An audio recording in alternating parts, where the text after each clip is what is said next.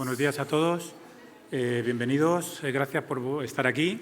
Mi nombre es Nicolás Fichtel, soy secretario de la AAI, Asociación de Autores de Iluminación, que junto con OISTAT, que es la Organización Internacional de Escenógrafos, Técnicos y Arquitectos Teatrales, y por supuesto AFIAL, son organizadores del evento de hoy en concreto, que inaugura el ciclo de conferencias en AFIAL 2016.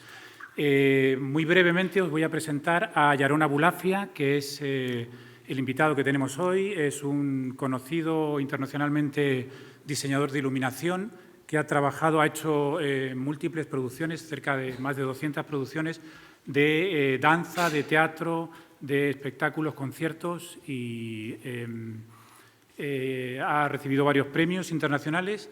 Y hoy está aquí para presentarnos, hablarnos de su trayectoria, de su trabajo y para presentarnos el libro The Art of Light on Stage, que está basado en una tesis que escribió él en la Universidad de Groningen, en Holanda. Ha trabajado con compañías muy conocidas como el Netherlands Dance Theater, el Rambert Dance Company de Londres, Staats Ballet de Berlín, en fin. Es una amplia lista y nadie mejor que él mismo para contaros acerca de su trayectoria y su libro. Por favor, Yaron, cuando quieras.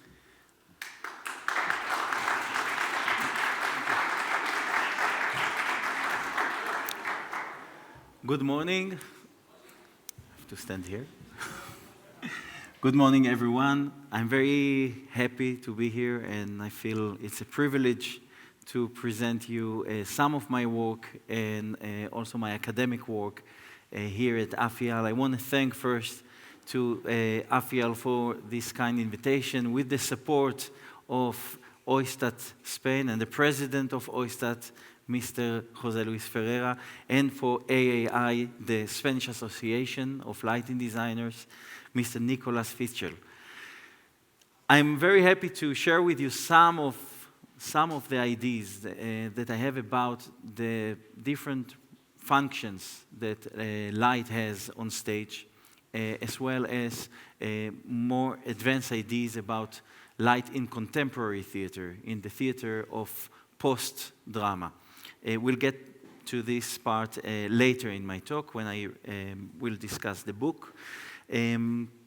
Maybe just a little bit to add about the background of me as a lighting artist. I started as a visual artist, as actually a painter and sculptor. And when I was 18, 17, I realized that actually light is the medium that I would like to work with. That light and atmosphere and the way I can affect the imagination of spectators is more appealing to me than material paint or sculptures. But still, I was thinking about light as a tool to create installations. So the stage was never for me taken for granted as the stage legs and the backdrop and everything, the very traditional way, and repertory lighting plans that most big companies, especially dance companies or opera houses, usually offer us lighting designers, were not appealing to me to work with. I always try to push the boundaries and to really start from the image I would like to create, and not from what the theater offers me. So the process starts with thinking about what does the light have to do, what does light have to make us feel or think about, which kind of associations I would like to evoke with light or sensation, and then thinking how to make it technically. So it never starts with a symmetric lighting plan, side lights, backlights, and so on.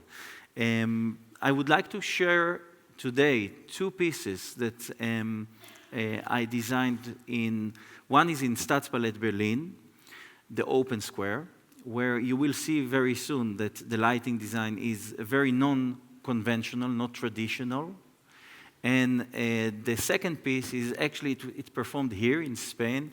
It was created before for Amsterdam and for Rambert, but Nacional Compañía de Danza here performed it, and this will be the second piece that I will show just bits of it today. I will start with a trailer of the Open Square from Berlin, the Komische Oper Berlin, where, the Komische Oper in Berlin. The piece is called The Open Square by choreographer Itzi Galili, and costumes, wonderful costumes by Natasha Lansen, original music by Percosa. It's a group of 4 musicians from the Netherlands that work mainly with percussions, but here they composed a big composition for the entire orchestra of the Komische Oper. What is really striking is that, you will see soon, part of the performance was done with a time code, with very accurate lighting transitions. Hundreds of cues were programmed to be operated, to be called in very specific time, most of them in 0 seconds. Now, how to make this with live orchestra playing, with the dancers dancing to the sound of this music? It was quite a challenge. This for the house and for the ballet. You will see also the lighting is very not a traditional ballet lighting. Let's start with a short video of the Open Square, and I will tell more about it afterwards. If you could please dim the light. Thank you.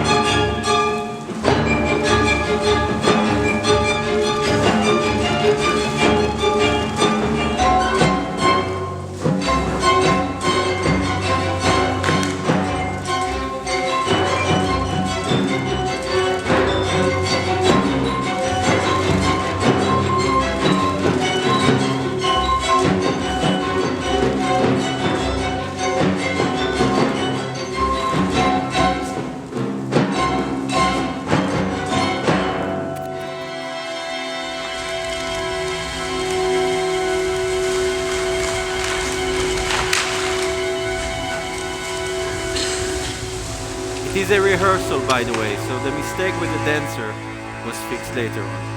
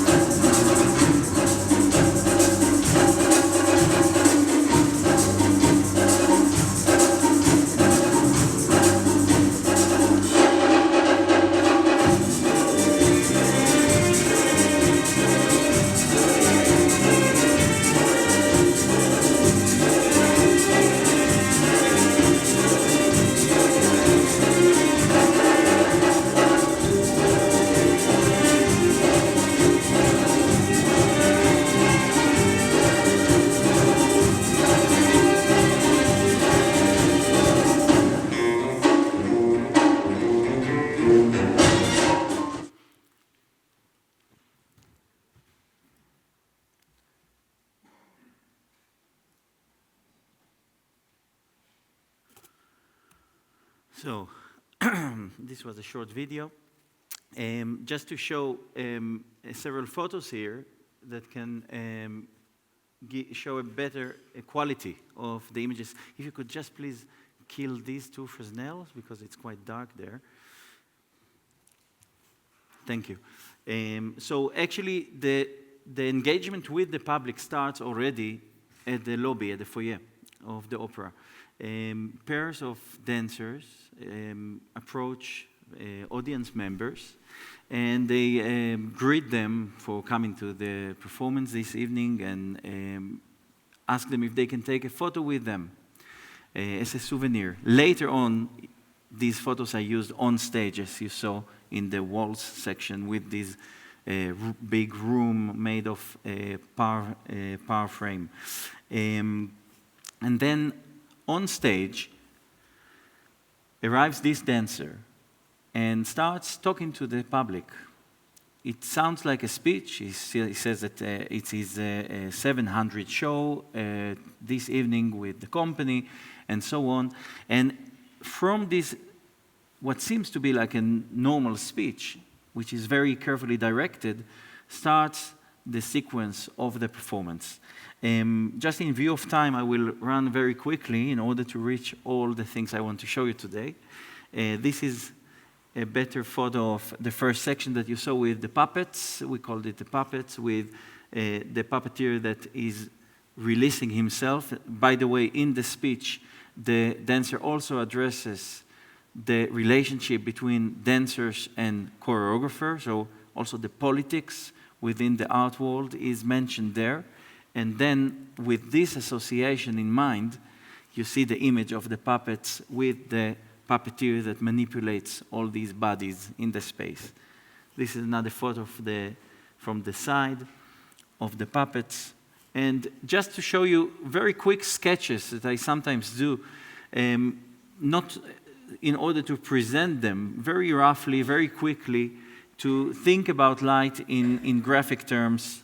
Here, for example, I thought about the spiral heaters. It's a very old-fashioned machine, you know, like that generate heat and also red light.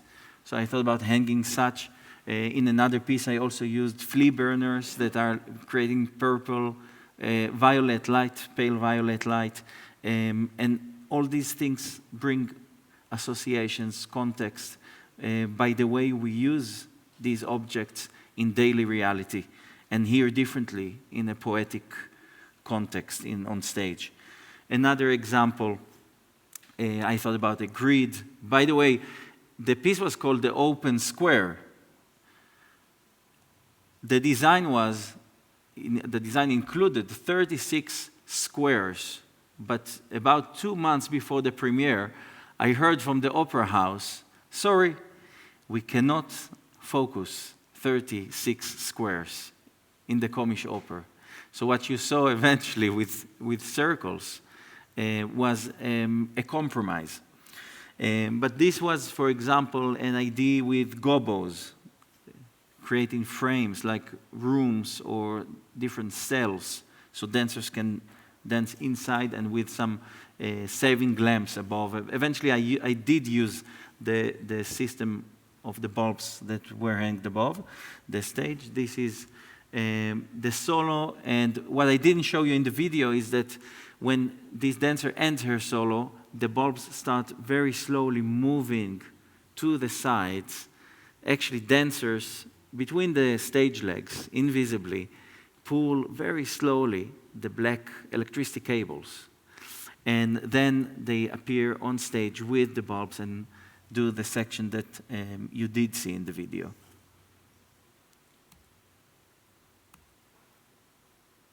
It was a very magical, very meditative, slow section with this adagio music. And the choreography obviously had to consider the cables and how to hold the bulb if you let the bulb fall, how to secure it with the cable. Everything was done with the, working with the technology. And in the time code section, we don't follow the movement of the dancers. Actually, it's the dancers that follow the tempo that dictates the changes of the lighting. And it has been done with a click track, so the conductor hears in one ear, in one headset, a sound like sometimes the letters for the bars, and he has to conduct the orchestra according to this tempo. So there is no room for interpretation in this particular section. And the orchestra will obviously play according to the tempo of the click track, and the dancers will react to the orchestra. But the lighting will be operated as well by the click track. So the click track has all the codes. Another photo from this section with the bulbs. And the walls with the photos of audience members. So it's a very festive evening, very eclectic, very diverse. Different characters for different scenes.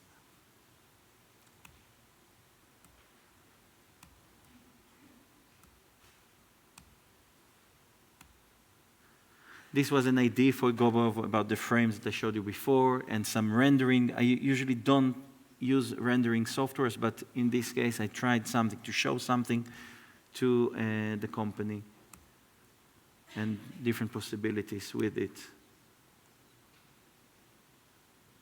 And all these, all these specials had scrollers, 36 scrollers, that we actually cut special order of colors and specific colors for this production. And I differentiated sometimes between gender of one line and another, if it's a line of female dancer and male dancers, or vertical, horizontal, in different colors. And for each scene, in these 20-something minutes, for each scene, there was or one single color or two different colors that were just next to each other. So in the scroller, they move very quickly from one frame to the other.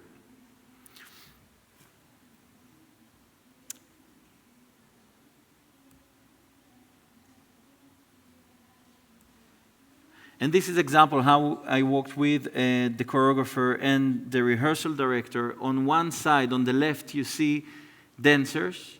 And with my marks, I marked the cue numbers and the time code. We programmed all the cues in advance, 2 months before the premiere in Berlin, beginning of April 2012. And all the cues were already in with their time code, with the right palette for the color. And it was very easy to decide, oh, no, actually we want a different combination of colors in the scroller. So I thought about an alternative. Everything was done with intensity palettes. So very easily I could change, because we are talking about more than 200 cues just for 20 minutes. So everything had to be programmed very efficiently. And the time, as you know, in opera houses is extremely short. And this lighting plan was hanged especially for the open square. So there was very, very short time. This is, for example, a list of time codes, minutes, seconds, frames for each cue. And again, here it's really just for me. It's not, there is no beauty in it, but it's more about the idea how one image developed into another, a top view with light on the stage, and how every image is marked in a number, and there is a little story about the transition and the timing of it and everything. But what I'm trying to say is that when you come to the theater and you start thinking only in the theater about what the light should do, you are running out of time. You have to have a very clear idea, which we'll get to it later. It's what I call in the book dramaturgy of light, a clear idea, light motifs that develop in time and so on, and really have a clear plan about how every moment in the performance should be lit, what is the role that the light has to play. Like a performer, light is a performer, is really the sculpture of space. It's not a decoration, it's not only illumination. Yeah, we'll get to it when I speak about the book. What brings me now to the second production, Sab, that in the short version was called Sab and was also performed here in Spain by National Compañía de Danza. And the full evening was the Casualties of Memory. I would like first to show you a short trailer of Compañía de Danza, and then show more about this production.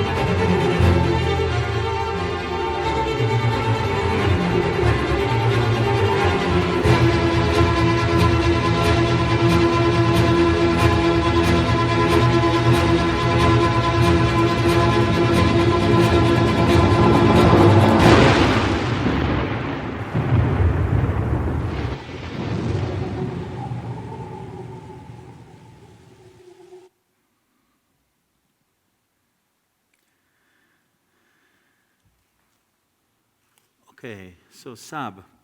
Sab was choreographed by Itzik Galili as well. This is a wonderful choreographer, one of the most diverse and creative choreographers that work nowadays, because every piece looks very different, has a different color, different tone, different flavor. Again, with costumes by Natasha Lansen and the music by Michael Gordon, Weather One. Maybe to show very quickly a lighting plan and speak a little bit about the lighting elements in this production. We spoke, Itzik and me, about what this piece is going to be like at the very beginning. And the lighting plan started, to emerge. The lighting plan was actually almost complete while he started making the piece in the studio. So we thought about a visual idea that can work for such a piece, for such content, for such atmosphere. The music was already known. And then we decided we are going to work with these elements that were created in advance to the choreography. So there were several lighting elements. I want to introduce them here. You see on the edges of the stage there is a blue frame. I don't need a light here, it's okay. There is this blue frame that was done by profile spots, normal conventional lighting, but everything is really measured to centimeters. So, for example, here, all vertical frames were 247 centimeters, all the horizontal 275 for a stage of 14 meters wide. So technicians have to really tape the stage before focusing, hang the profile spots just above the center of each rectangular light, and then we start focusing. So there was one frame that came from above, and the video didn't show it, but I will show some photos, really with pillars, very architectonic, very heavy, or kind of triangles that surround the stage all around. In this image, you can see for the beginning of the piece, a sort of a crosses, like a crown, actually, we created with 5 different parkans. The color was very pale green, fluorescentic green, 241, Lee 241 or 219, something like this. Very pale, it looks quite filmish, cinematic, coming from above. As a decision, we didn't use any side lights in this piece. We wanted the light to come from above to create these shadows on the face, really top lights. And most of the light was very harsh, based on parkans, hard light that creates strong contrasts. That with the shadows in the eyes and under the nose, in the neck will be very, very black.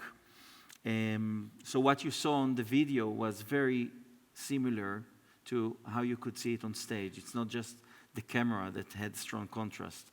This is a set of top lights with the same greenish color, individually controlled. So this is how the piece starts, quite dark, quite small space, intimate. Starts with a solo, then joins another man, and they start their duet. Here in this photo you see for the first time we have these active sun strips. This was another frame that surrounded the entire stage.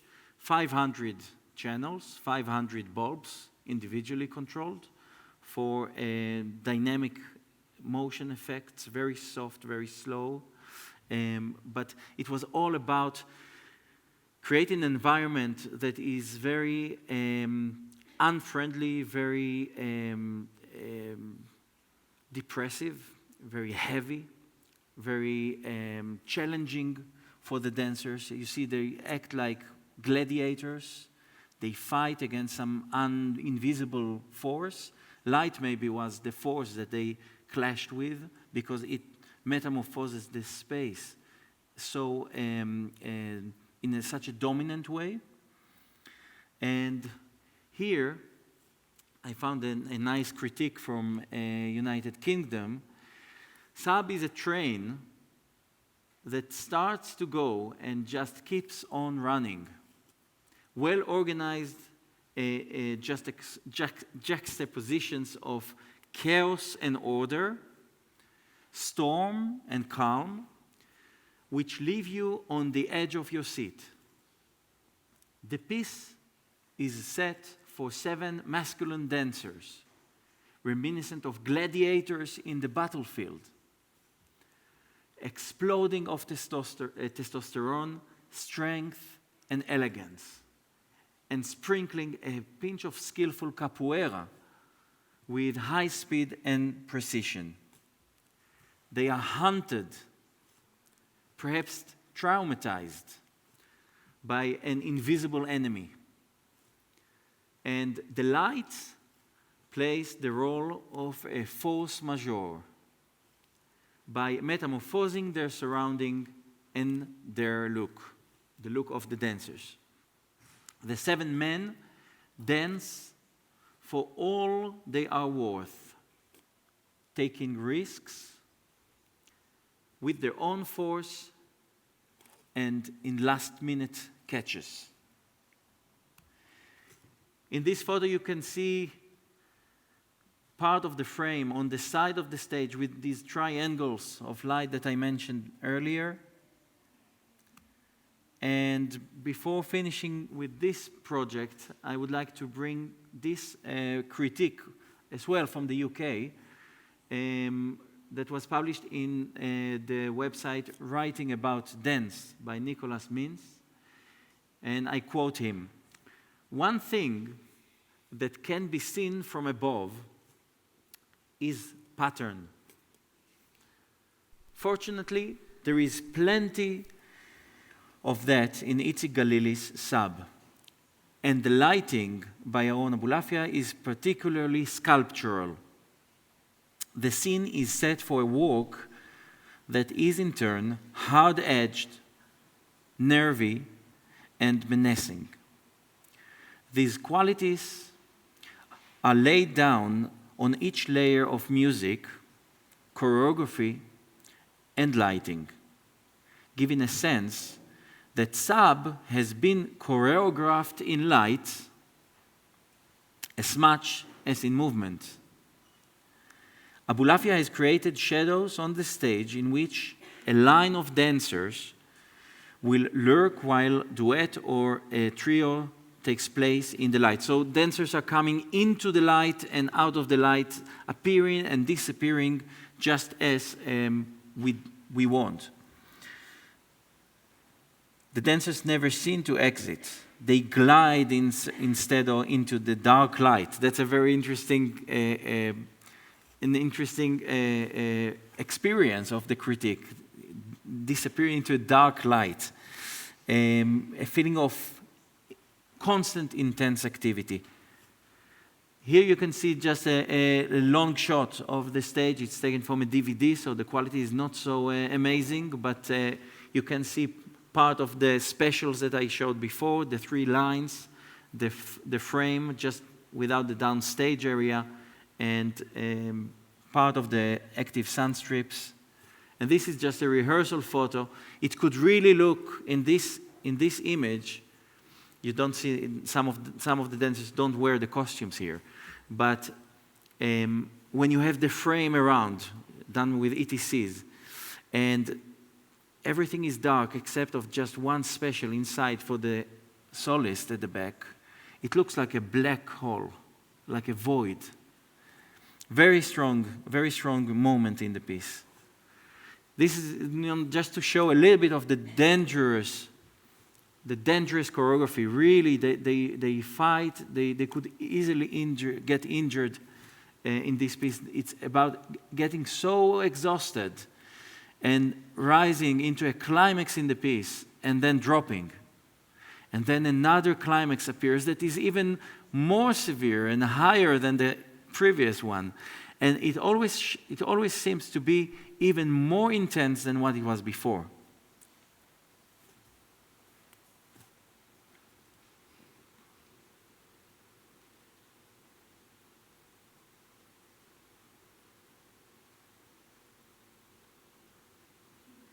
You know, in this scene, for example, with covering your head from above, and the light is so dramatically coming only from above, and sculptural, three-dimensional, it feels as if every beam, with the use of a haze, is tactical, almost tangible. You can even touch it almost.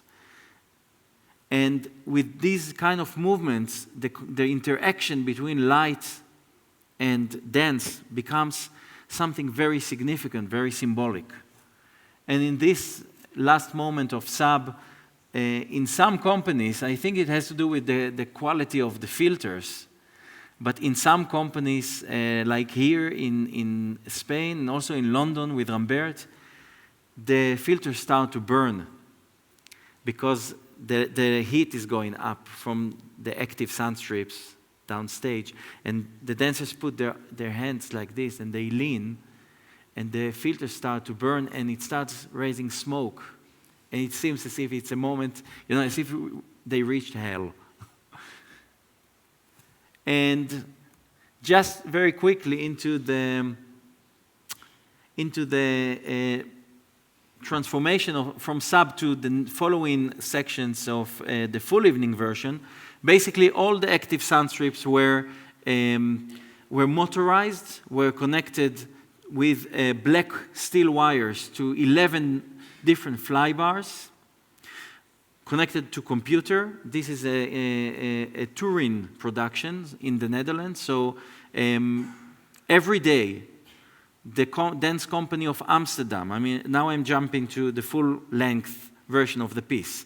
In Amsterdam, they toured the same piece, sub, with some extra scenes, and flew over all these active sun strips, and they toured every day to a different city. So you start in the morning, you connect everything, at 5 o'clock you deliver the stage. See how complex it was. This is just a rehearsal photo, but everything, all these active sun strips were actually separate pieces. And the very first moment, there is a blackout, and I lift the active sun strip, the frame, slightly higher, and then lit inside, and bring the light in the frame just very, very low, very softly.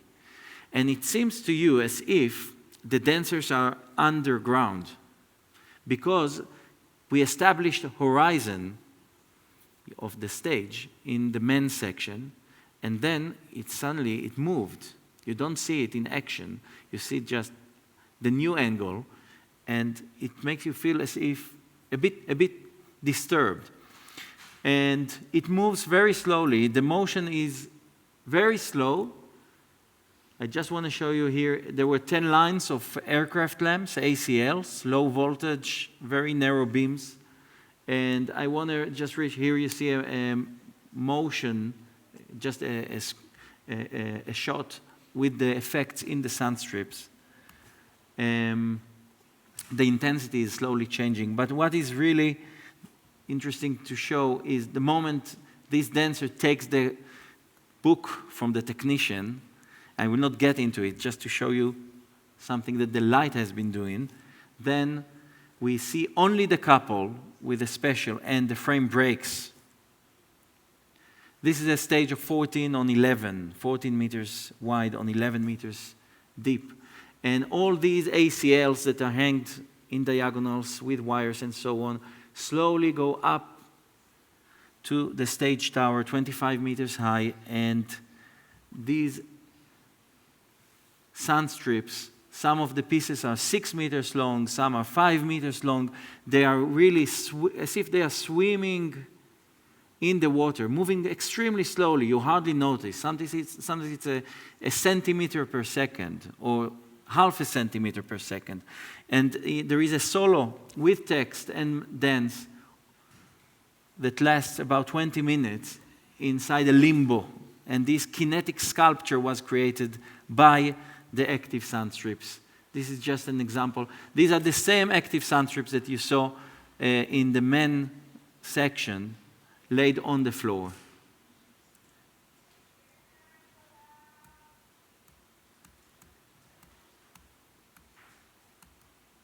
Okay. To end up this talk, I would like to introduce just a very short part from the book, The Art of Light on Stage. And to start with, I would like to tell you that I was born in Israel and went to study scenography and theater in the Netherlands. And the theater tradition in Israel was very similar to the theater in England. Narrative-based, quite illustrative to the play. The play was the main force of the performance, not so much the visual. So more close to set design than to the ideas about scenography. And also lighting-wise, it was very similar. So I went to the Netherlands and saw contemporary theater, more influenced by German theater, Flemish theater, that was far more visual and far more suggestive, and sometimes there was no play, sometimes there was a literature piece that was directed on stage, or no text at all, just a visual performance. And I didn't know how to engage with it. And I thought even more how to design it. If I'm asked as a designer to join a group of a theater group in the Netherlands.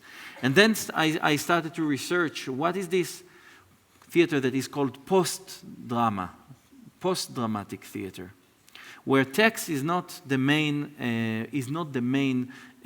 engine. And the book is about that. The book is about new tendencies in lighting design, new trends. And I bring in the book examples and analyze examples of performances from Robert Wilson, Romeo Castellucci, Heiner Goebbels, Yossi Wheeler, and others. So it's really about what happens today in lighting design. And in order to get my PhD, I had to build a theoretical framework and how to analyze light design, how to speak about what light does in a performance, not in a technical, from technical perspective, but more from the creative side. So this is what I would like to show here today. Yes. This is really the core, the heart of the new framework, a new method for the analysis of the creative role that light is playing. And if you look from the bottom to the top, narrative, character, and so on, the higher we go, the light is more independent and is not illustrating the things that the text already brings.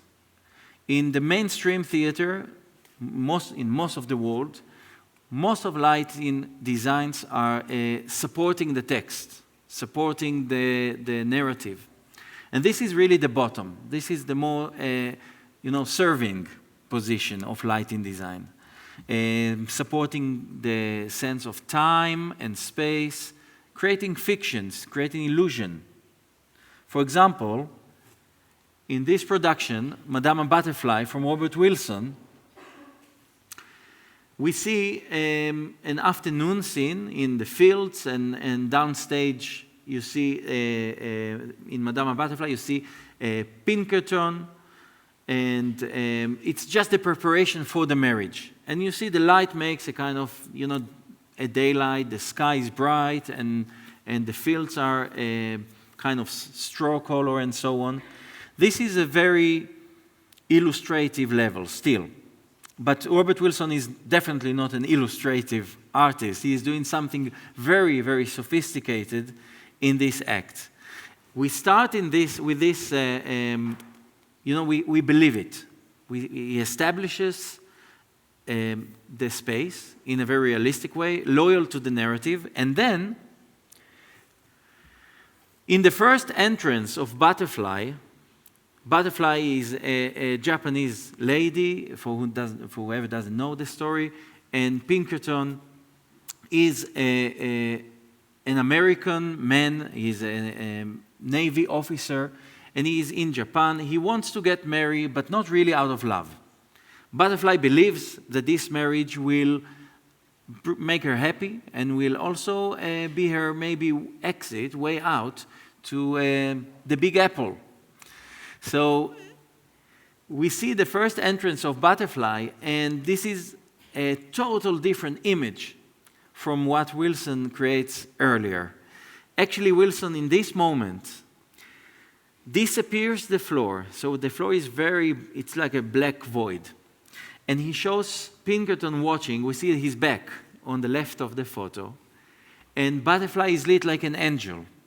She sings how happy she is, but we, the audience, we know already how miserable she is going to be, because Pinkerton, he already sang about his real intentions. So basically, the light tells us, the audience, something that we already heard about the future of Butterfly. And this is how light can give us more information about a character, about the psychology, about the mental situation or the human condition of a character. Here, the agony, the sadness of Butterfly is from the future, is already presented here by the light. So the light tells us something that will happen later on to the character. Okay? There are different ways to relate to a character. Also, in a more walking with the narrative hand in hand. And let's say we start a play when everything is very bright, pastel-like, warm, and the more we progress, troubles happen, the situation escalates, and the lighting becomes more fragmented, shadowy, gives a different look to the performers. So different ways to relate to a character, and here Wilson gets this effect by the contrast between the first image and the second image. I write about it much more in length in the book, specifically about this image, so whoever wants to read more about this production can find more in the book. The third level, we progress really more far from the illustration. And here, the designer becomes more central in making an interpretation, a very personal interpretation of the lighting designer concerning the piece. When a look of light refers to the theme of the piece or dramatic action, if it's a play, then we go really deep into what is under the text. A play about Hedda Gabler, let's say, is not literally about the events that happen in the play. The play is covering. It's like the skin of an animal, to refer a little bit to Poetics of Aristotle. It's like seeing the animal from outside, but the themes and the dramatic actions are the skeleton from inside. So when the light goes really deep to what the scene is about, what the play is about, for me, the lighting designer, what do I want to emphasize regarding the play? Then this is even more, we use the play as a material, and we are not serving the text. We use it and we comment on it. So this is maybe the third level, even more loose, more liberated from the serving position of, the narrative. And I want to give an example. This is another piece that I write about in the book. The piece is called Rechnitz. It's written by Elfriede Jelinek, a Nobel Prize winner, and directed by Yossi Willer, one of the most known theater and opera directors nowadays in Europe. And it was created for the Münchner Kammerspiele. By the way, the lighting design is by Max Keller. Probably some of you know Max Keller and his wonderful book, Light Fantastic. So, Rechnitz is about a story, a real story, that happened in a little town in the Austro-Hungarian, former Austro-Hungarian Empire, where the Duchess gave a festive dinner, a party for the highest milieu of the city, for the academics, for the artists, for the politicians. And the highlight of this dinner was killing of 180 labor Jews at the very end of Second World War. And the secret of Rechnitz is, by the way, until today, no one knows where these bodies were buried. This is a secret of the elderly people who still live there. No one wants to be responsible for what happened. And this is really a literary piece that Jelinek wrote, and it is presented by 5 performers, but there are no characters, and there is no action. It's a flow of ideas, landscape, of associations, of facts, of opinions, contradicting all these, and so on. And in this moment that you see in the photo, the audience hears 180 shots recorded. And these performers put the headset in order to, not to hear. And you see some of them are smiling, some of them don't really care. There is no empathy there. But what was striking in this moment is that not only the lighting was a very flattening HMI coming from a low position and making they look very white, and you see no shadows almost. You see the shadows behind them on the wall is as tall as they are. So the light is coming on almost from the height of this 1 meter above the stage or so. And another thing that was happening is the house lights of the auditorium faded in. And then I remember how I was sitting in the audience and I could see all these backs of spectators in front of me as if they are the people who are getting murdered, as they are pushed into this massacre, into this killing, into this mass murder. And no one in the public stood up and left. No one dared, especially because they are lit. And the audience becomes part of the image. And in the context of the shooting and of the people who did nothing to stop this killing, similar. In this context, the light in the auditorium in the middle of the performance and the HMI is coming, flattening, making them look like ghosts. All of it connected to the themes of this literary work about keeping the secret or exposing the secret. Much more you can read in the book. I very quickly continue to atmosphere or emotion. I'm really 2 minutes. Atmosphere or emotion, well, many critics or theater scholars, students, lighting designers, we all speak about how atmospheric light can be. But in this book, I'm writing about how light can create atmosphere or affect emotion in a way that we are changing our behavior even, not being passive, sitting in the auditorium and feeling something towards the stage, but in a way that we use our imagination, because of light, use our imagination and create different interpretations to what we see. So, for example, a very famous piece by Olafur Eliasson, The Weather Project, was presented in Tate Modern in the main hall there. This piece is made actually by a half circle of low pressure gaslight, sodium. Half a circle full of fixtures of lamps behind the plastic perspex, and the ceiling is full of mirrors, so you can see yourself, and the upper part of this orange circle is basically a reflection. It's not real, it's not there. And there is smoke, and it's in London. The exhibition was between November, I think, to March. There were 2.3 million visitors watching this or experiencing this piece. And have a look how people behaved in Tate Modern.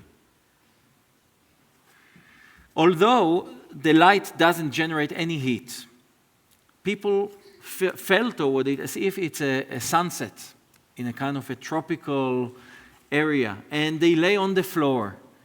They behave in a very different way, not so appropriate to a gallery.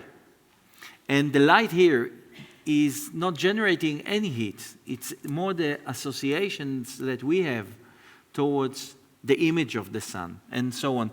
I have been writing a lot about this and more in the book, so I just suggest you to have a look on this. In order to finish this, sensation of light itself is when lighting designers emphasize the technology. But technology is used in a poetic way, in a creative way. And in this famous piece by Heiner Goebbels, Stifters Dinge, this is a theater of no performers, only machines. Robotics, light, sound, smoke, water, but no man or woman are in the space.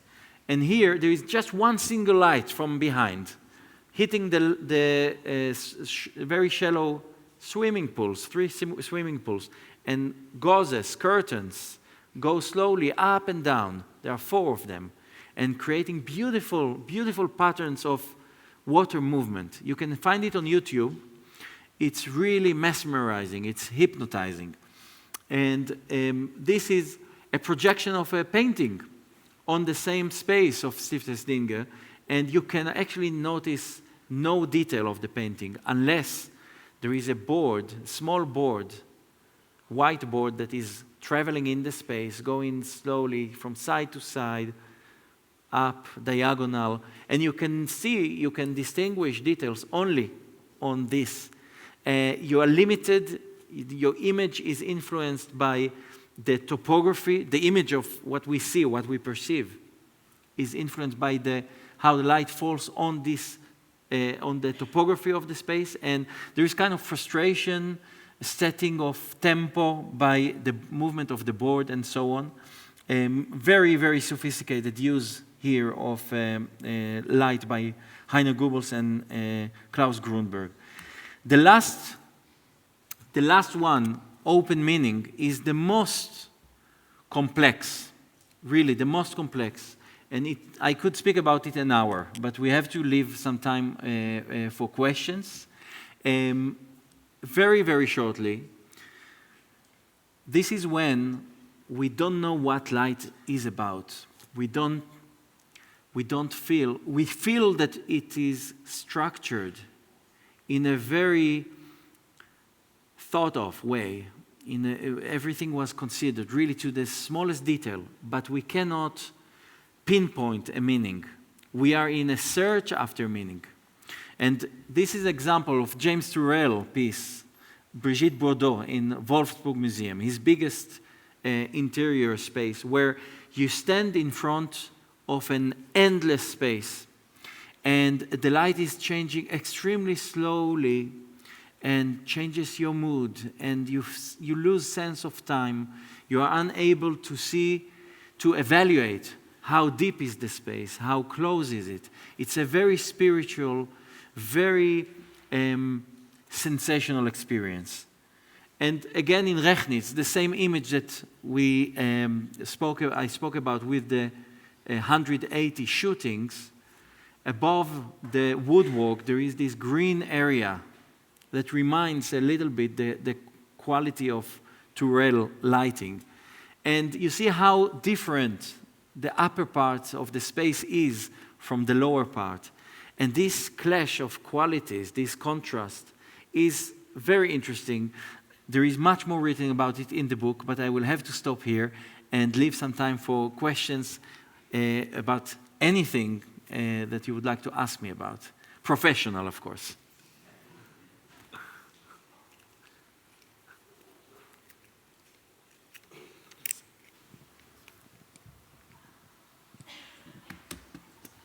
Yes.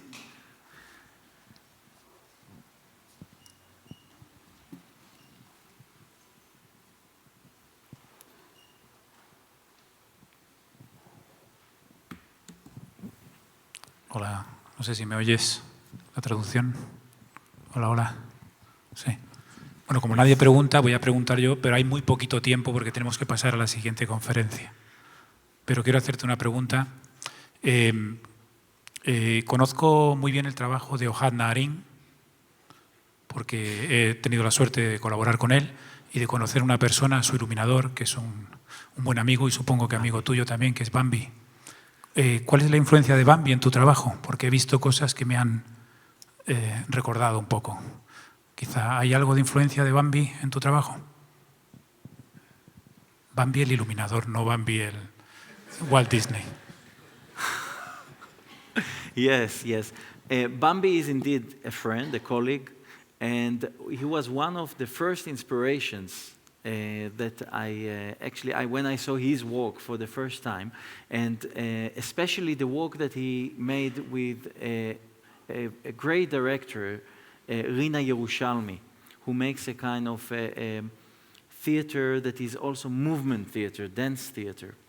And his architectonic use of lighting was indeed one of the reasons that I actually wanted to explore lighting design. It happened when I think I was 16. So it was one of the triggers indeed. And I know a lot of his work and in touch with him. He's a good friend of mine. So indeed he was one of... Yes, yes. Yes, yes. Yes, any other question? It could be about a technical aspect of the work or more creative or about the book.